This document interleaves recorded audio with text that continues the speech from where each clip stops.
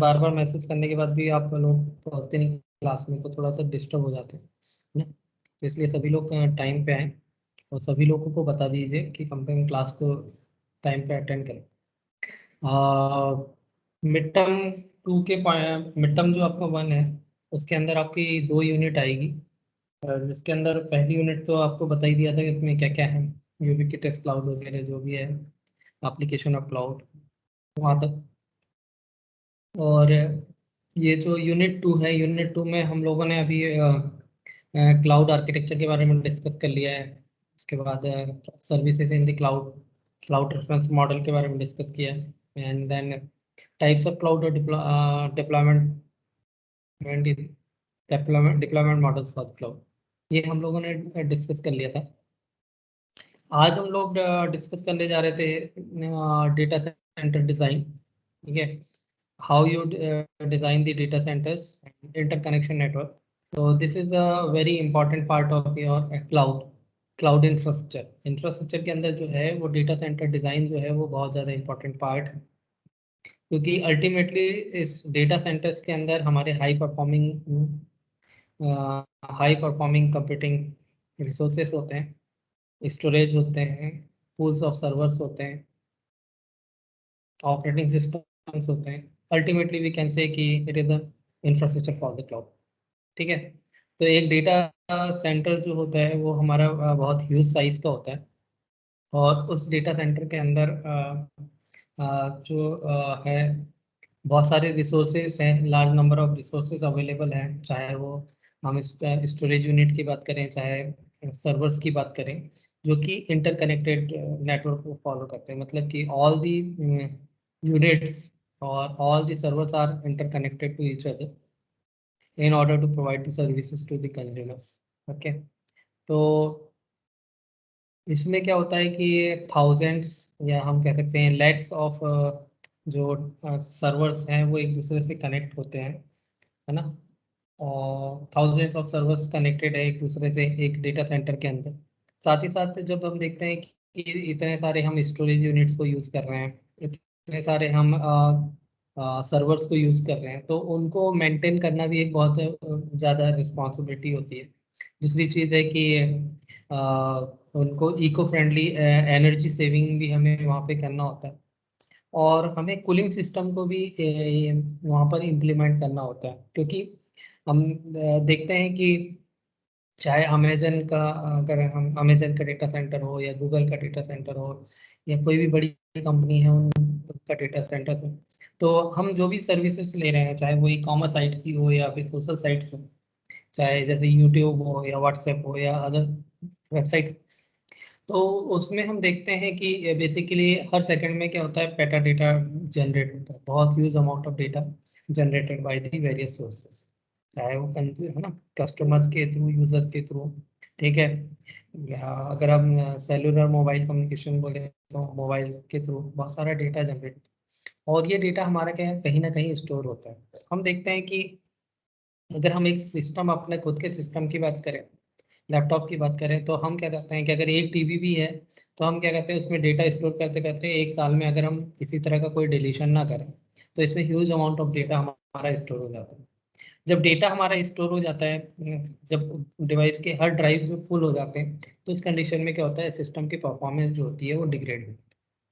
Same चीज़ हमारे data centres के साथ भी है कि हम डेटा सेंटर्स के यहाँ तो हमारे डेस्कटॉप पे, लैपटॉप पे एक छोटा सा हमने स्टोरेज यूनिट को यूज़ किया, लेकिन जब हम डेटा सेंटर्स की बात करते हैं तो वहाँ storage, full of the storage units है, और जो है एक दूसरे से इंटरकनेक्टेड है, फुल ऑफ सर्वर्स हैं जो एक दूसरे से कनेक्टेड, इंटरकनेक्टेड है। और उस कंडीशन में क्या होता है कि जो कंज्यूमर्स का डेटा आ रहा है उसको भी मैनेज करना है, उनकी लोड बैलेंसिंग करनी है, कि अगर किसी सर्वर पे किसी तरह का लोड ज़्यादा आता है तो how the load will be manage.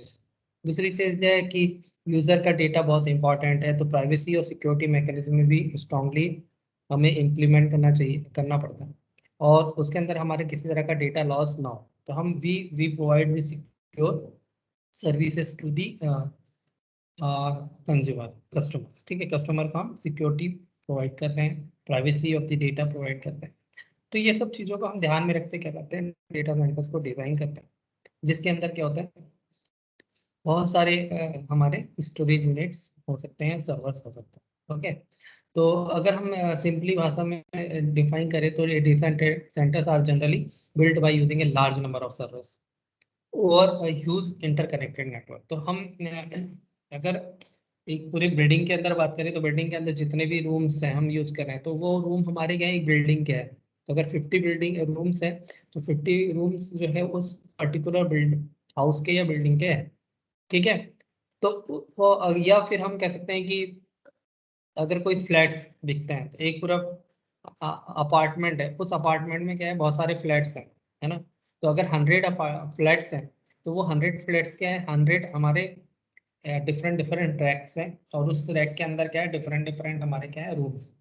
तो हम कह सकते हैं कि they are different different servers use for solving the specific type problem for customer consumers. ठीक है, तो वहाँ पे हमारे रैक्स हो रहे हैं, रैक्स के अंदर हम स्टोरेज यूनिट को यूज कर रहे हैं, स्टोर यूज कर रहे हैं, डेटा सेंटर्स को हम यूज कर रहे हैं। ओके, तो here we will study about the design of large scale data centers and small modular data centers. Okay, तो डेटा सेंटर डिजाइन कैसे, डेटा सेंटर्स को हम डिजाइन करते हैं। तो the cloud is built on huge data center as a shopping mall under one, है ना, एक शॉपिंग मॉल की तरह एक हम क्या कर रहे हैं, डेटा सेंटर्स को डिजाइन कर रहे हैं।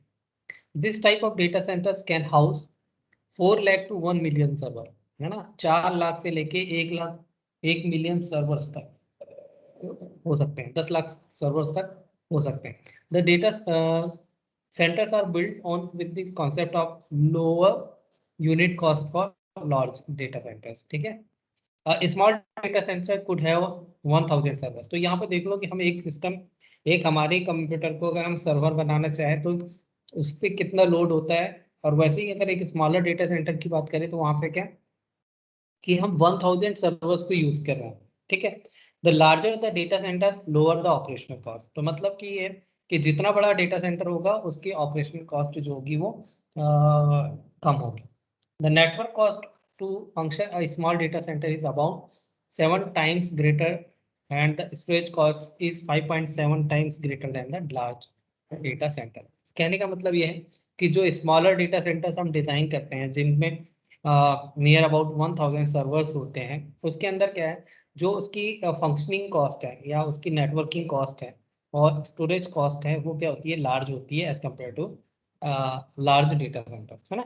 तो यहाँ पे 7 टाइम्स ग्रेटर क्या होती है, नेटवर्क कॉस्ट होती है, और 5.7 टाइम्स ग्रेटर होती है उसकी स्टोरेज कॉस्ट। ओके, तो अल्टीमेटली जब हम डेटा सेंटर्स को डिवाइस डिजाइन करते हैं तो we need the servers, we need the high speed या मल्टी कोर सीपीयूज।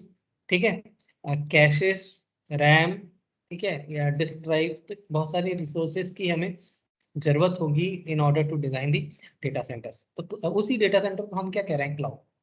उसी डेटा सेंटर को हम कह रहे हैं क्लाउड। तो construction requirement for the data center design is most data centers are built by using commercial available component, है जो भी commercially available component है उनका यूज करके हम डेटा सेंटर्स को डिजाइन करते हैं। Server consist of processor sockets, है ना, एक सर्वर है वो क्या करता है, प्रोसेसर सॉकेट रखता है with a multi core CPU of locally shared internal cash hierarchy. ठीक है, तो यहाँ पे क्या होगा कि हाई परफॉर्मिंग कंप्यूटिंग डिवाइस को हम यूज करना है। तो यहाँ पे हम सेंट्रल प्रोसेसिंग यूनिट यानी माइक्रो प्रोसेसर को अगर हम यूज कर रहे हैं तो it is a multi core. तो हमारे जो लैपटॉप और लैपटॉप होते हैं और जो डेस्कटॉप होते हैं वो हमारे क्या होते हैं, लाइट वेट होते हैं। ठीक है, तो उसमें क्या है, सिंगल रैम है, सिंगल हमने क्या रख रखा है, प्रोसेसर रख रखा है, और सिंगल प्रोसेसर लगा रखा है और सिंगल रैम है। लेकिन हम क्या कर रहे हैं कि जो हम सर्वर्स डिजाइन कर रहे हैं for the data centres design, वहां पे हम क्या कर रहे हैं कि मल्टी कोर सीपीयू को यूज कर रहे हैं जिसकी प्रोसेसिंग स्पीड बहुत ज्यादा है। ठीक है, we are using the RAMs and number of directly attached disk drives. तो मल्टीपल डिस्क ड्राइव्स मतलब हार्ड डिस्क हम अटैच कर रहे हैं। जनरली हम अगर हमारे लैपटॉप और डेस्कटॉप को बोले तो हम एक हार्ड डिस्क यूज करते हैं, वहाँ पे मल्टीपल हार्ड डिस्क जो है एक दूसरे से कनेक्टेड होती है in the rack. The D RAM and disk resource within the rack are accessible through first level rack switches. ठीक है, तो we uses the switches to access the resources, है ना, of the rack. तो rack का हमारा क्या हो गया कि हमने एक रैक बनाया और उस रैक के अंदर क्या है, हमने डिस्क को लगा रखा है, स्टोरेज यूनिट्स को, इस डिस्क की स्टोरेज यूनिट, तो उसको हमने लगा रखा है, ठीक है. And all the resources in all racks are accessible through a cluster level. ठीक है, एक स्विच है जो कि हमारा क्या कर रहे हैं, एक सिंगल रैक के अंदर जो भी डिवाइस रिसोर्सेस हमारे कनेक्टेड है, रैम हो, डिस्क हो, उनको कनेक्ट करने के लिए हमने स्विचेस का यूज किया.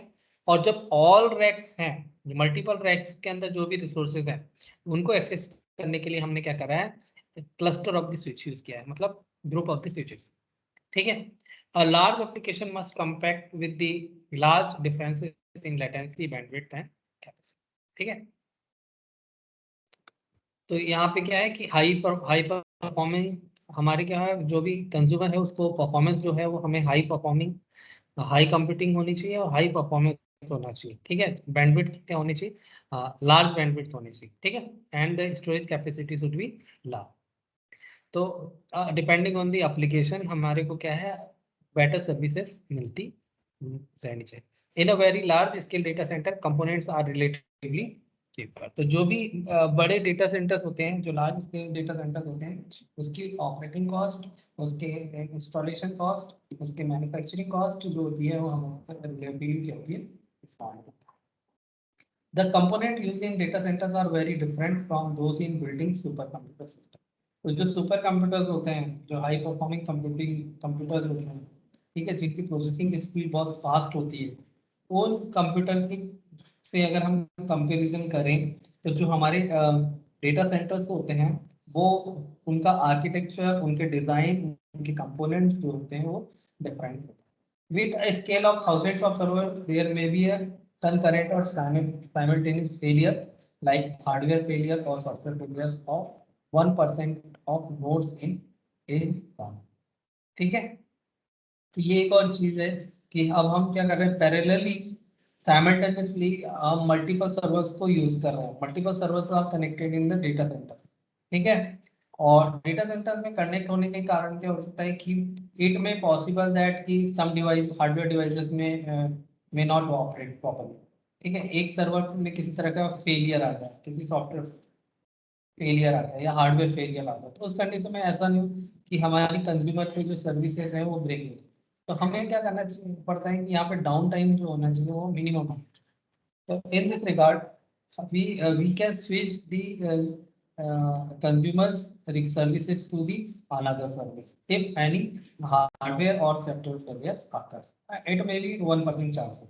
Okay, many failures can happen in hardware. For example, CPU failure, disk input output failure है, network failure. ठीक है, ये चीजों को भी हमें ध्यान में रखना होता है while we are designing the data centers. कि how you will tackle such type of problems in future if there will be a hardware or software type of failure. तो उस कंडीशन में हम how you will balance do the load balancing. Load balancing किस तरह से करोगे कि एक सर्वर पे किसी तरह का लोड ज्यादा आ जाता है तो कैसे वो आप उसको स्विच करो. It is even fairly possible that the whole data center does not work in the case of power crash. ये भी पॉसिबल है ना. तो यहाँ पे सबसे बड़ी इंपॉर्टेंट चीज क्या है कि जो डेटा सेंटर्स हैं वो 24/7 चलते हैं विदाउट स्टॉपेज ना, बिना बिना रुके हुए चलते हैं. कंटिन्यूस पावर सप्लाई वहाँ पे होती है विदाउट एनी ब्रेक. लेकिन इन फ्यूचर अगर किसी तरह का कोई भी पॉसिबिलिटी है पावर क्रैश की या किसी भी तरह के फेलियर की, तो how you will tackle such type of situation. तो आपके डेटा सेंटर्स क्या है, एक शायद एक न्यूयॉर्क में है, एक दूसरे इंडिया में है और एक और अदर कंट्री में है. तो उस कंडीशन में क्या होता है कि दे आर इंटरनल, है ना. तो कंज्यूमर को ये consumer is not worrying about where their data is going to be store, है ना, कहाँ पे वो डेटा स्टोर हो रहा है. But the responsibility of the cloud service provider is to maintain the data, provide the security and privacy of the data. Okay, so also some failures are brought on by softwares.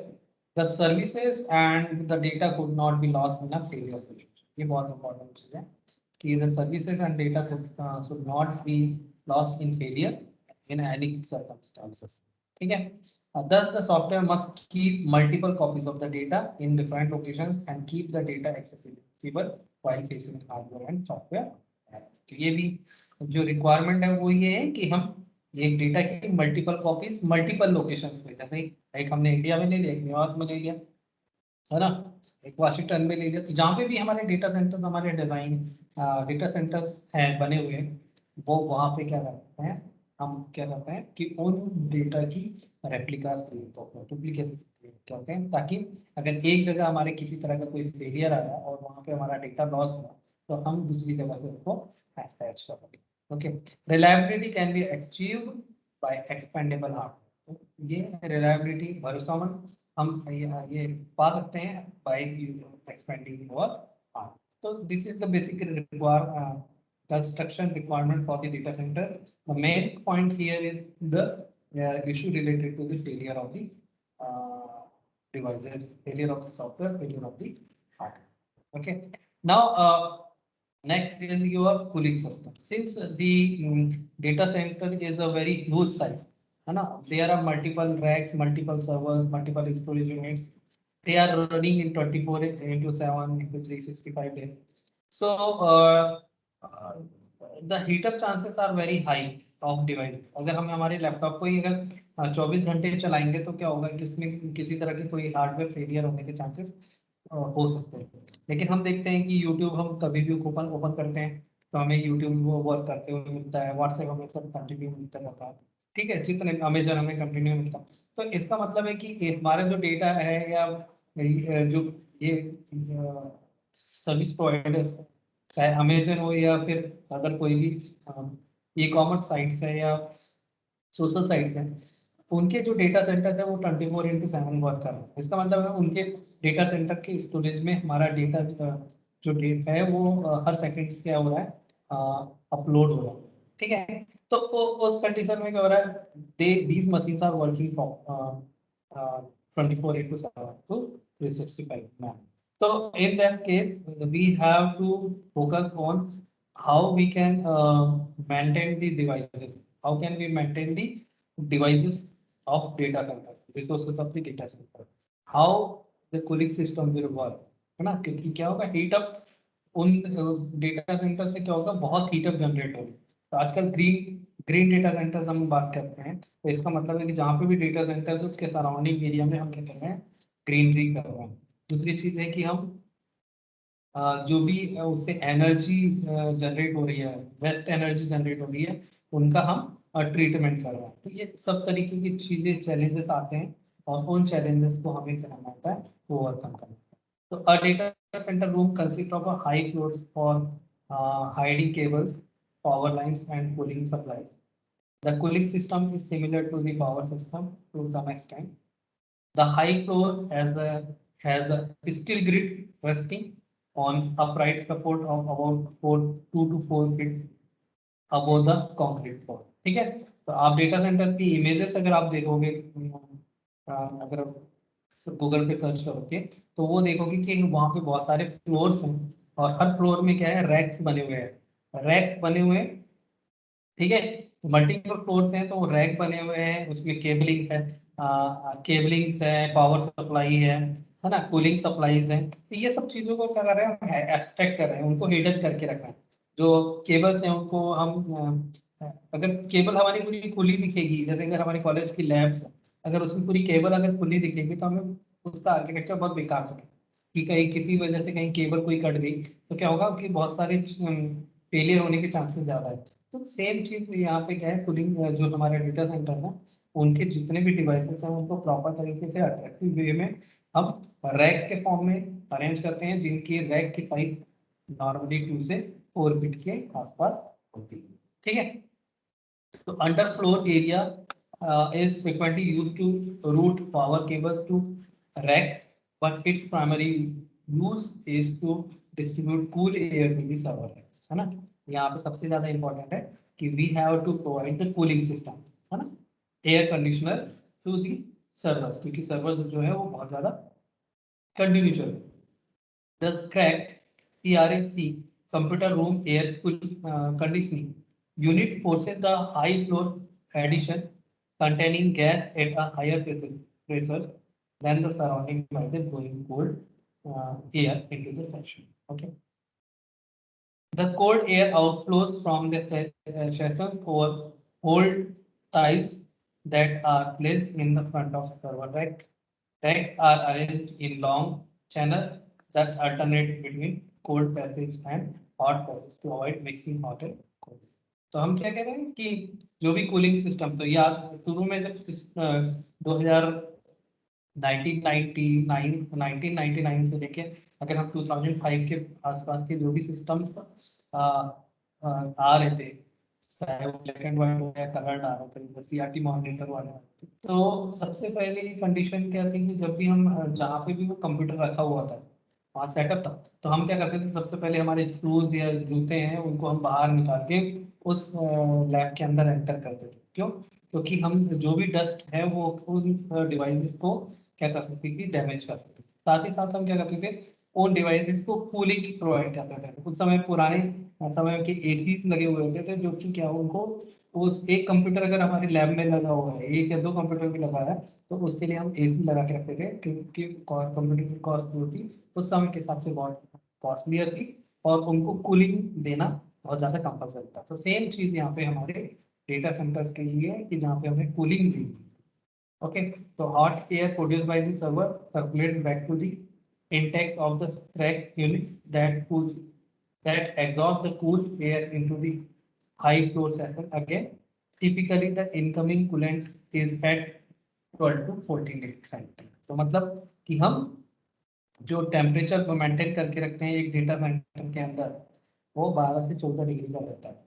And the warm coolant return to the chiller, और जो heat generate होती है उसको हम क्या करते हैं, ऐसी टेक्निक यूज करते हैं ताकि वो क्या है, कूलिंग में कन्वर्ट हो जाए। Newer data centres offer insert a cooling tower to pre cool the condensers water loop fluids. Okay, तो या वहाँ पे किसी तरह का कोई लिक्विड तो नहीं है, जहाँ पे भी हम नया डेटा सेंटर बना रहे हैं तो वहाँ पे किसी तरह का मॉइस्चराइजेशन तो नहीं है, वो चीज़ों के लिए हम क्या करते हैं, ट्रीटमेंट प्रोवाइड करते हैं। Water-based pre-cooling uses cooling towers in which water absorbs the coolant's heat in the heat exchangers. Okay, तो ये सीलिंग फ्लोर, ये क्रैक है ना, ये कूलिंग सिस्टम, ये कूलिंग है ना, एयर कूलिंग है ना, और ये क्या है, मल्टीपल रैक्स हैं, ये रैक्स हैं, यहाँ पे फ्लोर टाइल्स हैं, यहाँ पे हम क्या करते हैं कि these are the cables, liquid supply यहाँ पे है, लिक्विड सप्लाई आउट यहाँ पर है, केबलिंग है। तो अल्टीमेटली ये जो रैक्स हैं, इन रैक्स के अंदर क्या है, हमारे मल्टीपल सर्वर्स लगे हुए हैं, स्टोरेज यूनिट्स लगे हुई है, तो उनको वो जो 24/7 चल रहा है, तो हमें वहाँ पे क्या करना है, कूलिंग हमको उनको प्रोवाइड करनी है। Okay, so this is all about the your cooling system in the your data centers. So data center is nothing but a collection of servers. Okay, collection of servers, storage and high performing computing devices. Okay, so now the data center interconnection network. Design of a data center is an interconnection network among all servers in the data center cluster, है ना। तो we are actually जहाँ पे भी data centres हैं वहाँ पे क्या है कि we all the servers are connected, interconnected मतलब एक दूसरे से लिंक्ड है, कनेक्टेड है बाय सम केबल्स। ठीक है, और वो क्या कर रहे हैं कि they are forming a data centre, और है ना, एक cluster, data centre cluster. This design must run into 5 spatial requirements.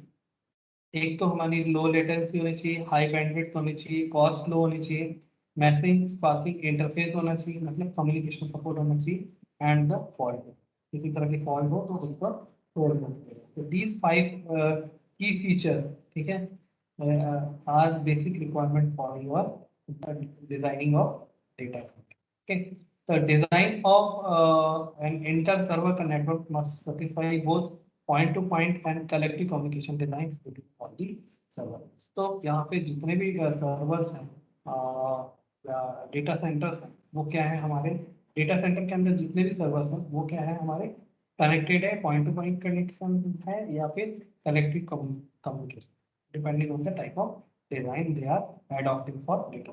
Okay, so application traffic support कि जैसे एप्लीकेशन किसी तरह का कोई ट्रैफिक आ रहा है, मैसेज पासिंग इंटरफेस कम्युनिकेशन आ रहा है, तो how you are providing support for such type of problem. ठीक है.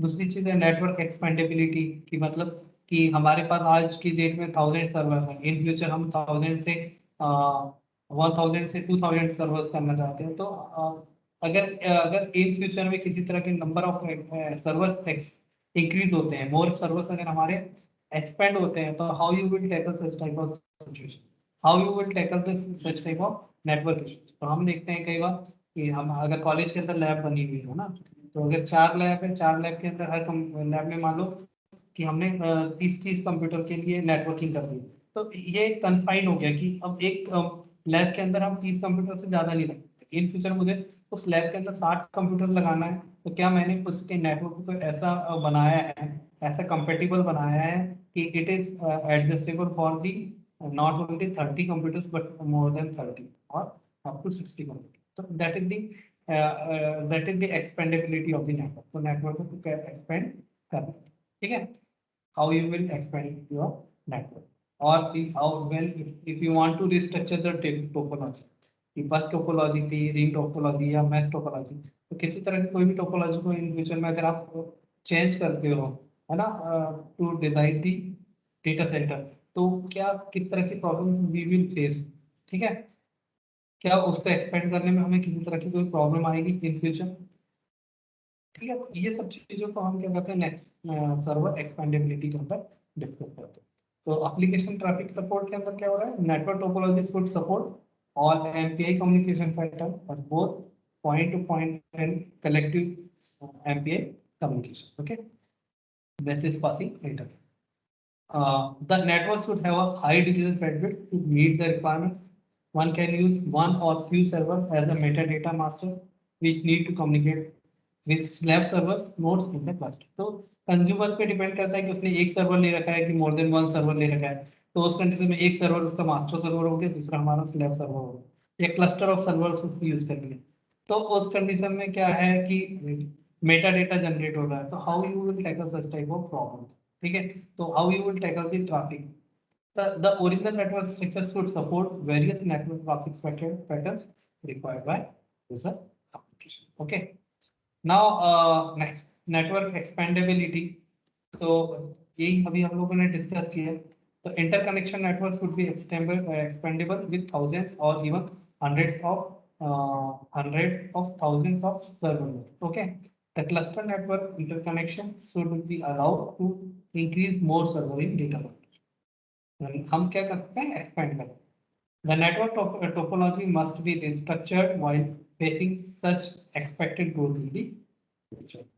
The networks would be designed to support load balancing and data movement between the server. तो यही चीज मैं बता रहा था आपको कि load balancing, how you will handle the load balance.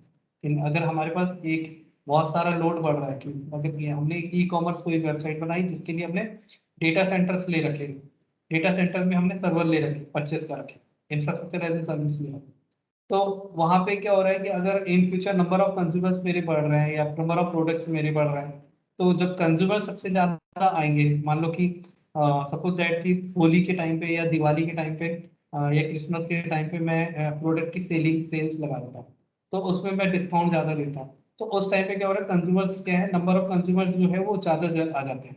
तो how you will handle such type of problems, how you will handle the load. तो उस लोड को बैलेंस करने के लिए क्या होता है कि एक सर्वर पे जब लोड ज्यादा हो तो हम उसको दूसरे सर्वर पे ट्रांसफर कर सकते हैं. तो this is the responsibility of network, है ना. मतलब कि डेटा सेंटर डिजाइनर की रिस्पॉन्सिबिलिटी की how they will handle the load. Okay. तो the network should be designed to support load balancing and data movement between the server. None of the links should become blockage that slow down application performance. ठीक है. तो कोई भी link ऐसी नहीं होनी चाहिए जो कि हमारे वर्किंग को ब्लॉक करे और हमारे जो परफॉर्मेंस है, एप्लीकेशन के परफॉर्मेंस है, मान लो चाहे Amazon.com है या कोई भी वेबसाइट्स है, उनके परफॉर्मेंस को वो क्या है, डिग्रेड करे या डाउन करे. ठीक है. तो दैट इज द नेटवर्क एक्सपेंडेबिलिटी. तो the fat tree and crossbar network could be implemented with the low cost Ethernet switches. The design could be very challenging when the number of server increases. तो हम क्या कर सकते हैं कि architecture अगर आप बात करें एक्सपेंडेड नेटवर्क एक्सपेंडेबिलिटी की, तो हम या तो ट्री आर्किटेक्चर को यूज कर सकते हैं या क्रॉसबार नेटवर्क को हम यूज कर सकते हैं, ठीक है, विद दी स्विचेस इंप्लीमेंट कर सकते हैं with the lower cost Ethernet switch. The design could be very challenging when the number of servers increase suddenly. The most critical issue regarding expandability is support of modular network code or building data center container. ठीक है, one single data center container contains hundreds of servers and is considered to be the building block of large scale. Okay, the cluster network need to be designed for data center container. Cable connections are then needed between multiple data containers. Okay, so that data centers are not made by loading up servers in multiple tracks nowadays. Instead, data centers owners buy servers container while each container containing thousands of server. Okay, एक container के अंदर क्या हो सकता है, multiple servers हो सकते हैं.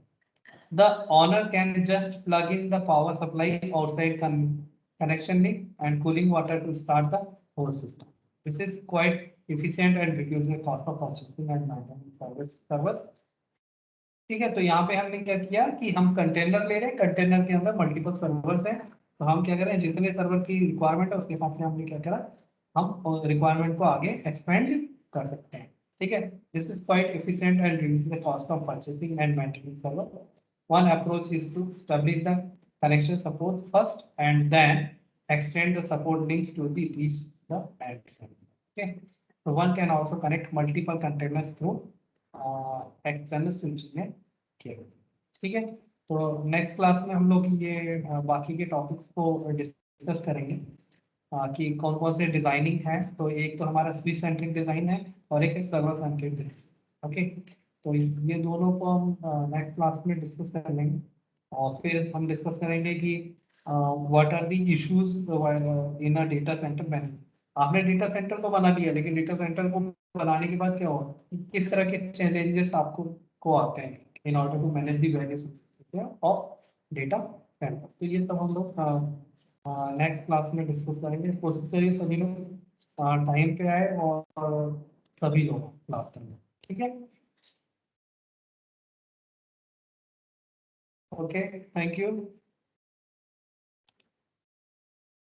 नोट्स मैंने आपको शेयर कर दिया है, आप माइक्रोसॉफ्ट टीम में देख सकते हो, है ना, उसमें आपका नोट्स शेयर कर दिया और एक वीडियो लिंक आपके यूट्यूब पे भेजा है, उसको आप देख लेना. उसमें आपको पूरा data center design and interconnection से रिलेटेड सभी पॉइंट्स उसमें कवर किए. ठीक है, उस video. Thank you.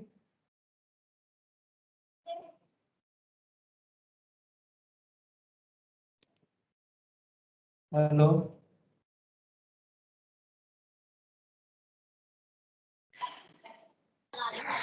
Yes, sir.